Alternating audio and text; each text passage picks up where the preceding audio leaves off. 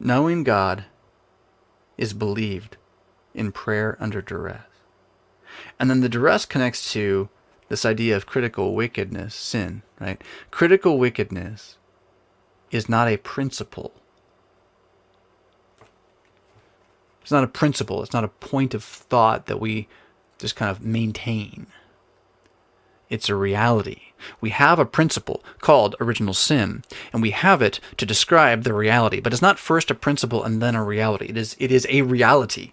And then we have words to describe it. And if you don't like the word sin, that doesn't make it go away. If you don't use the word sin, that doesn't make it go away. Now, I will advocate that maybe the word sin isn't very helpful in convincing people it's there these days, but that doesn't mean that when you're up there and you're like, well, I don't really believe in sin, blah, blah, blah, blah.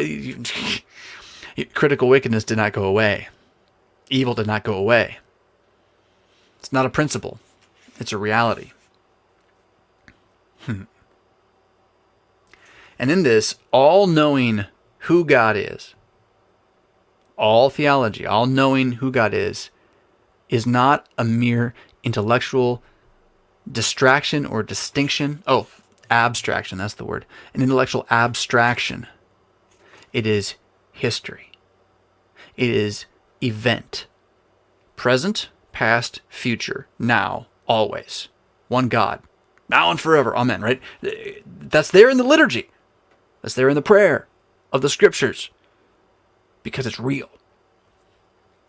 Knowing God is not an intellectual abstraction. And this is why our confirmands are bored, by the way. They're bored because they think this is an intellectual abstraction. It's an idea that they have to know about, like plutonium. Right? And like what? Typing. Typing's more practical. Evidently so.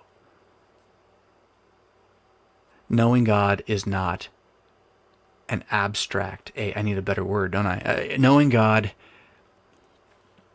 is not a mind game.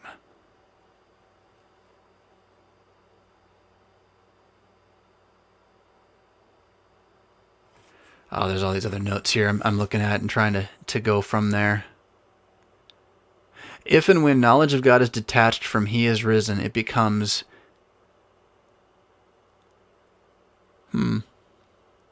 a method of orthodoxy. Yeah, okay. If knowledge of God is detached from He is risen, if it becomes a method for maintaining orthodoxy, it will mutate into a zombie aberration of do-goodism, virtue signaling, dogmatic doctrinarianism, and or wackadoodle dreaming.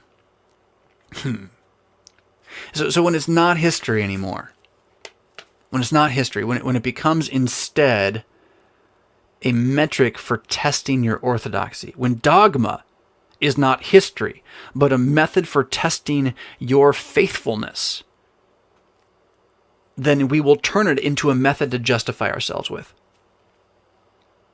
And the result of it will be this aberrant form that has the external trappings of godliness. It looks like godliness. It tells itself it's godliness, but instead it's an aberration, a different form of virtue signaling. And instead of virtue signaling with like, oh, everyone's welcome in our town, right? Instead of that one, what we have within the church is, you're not orthodox if you're not like this. Now, this is not to say there's no such thing as heterodoxy or heresy, or that orthodoxy can't be destroyed. But the thing is, you can have the words of orthodoxy and not be orthodox. You can turn the words of orthodoxy into your own means of justifying yourself without the meaning of the orthodoxy. And that happens when it's detached from history, which means detaching it from liturgy as dogma into experience, confluence. Well, is knowing God true, or is knowing God real? Is it both? Is it neither? Is that faith?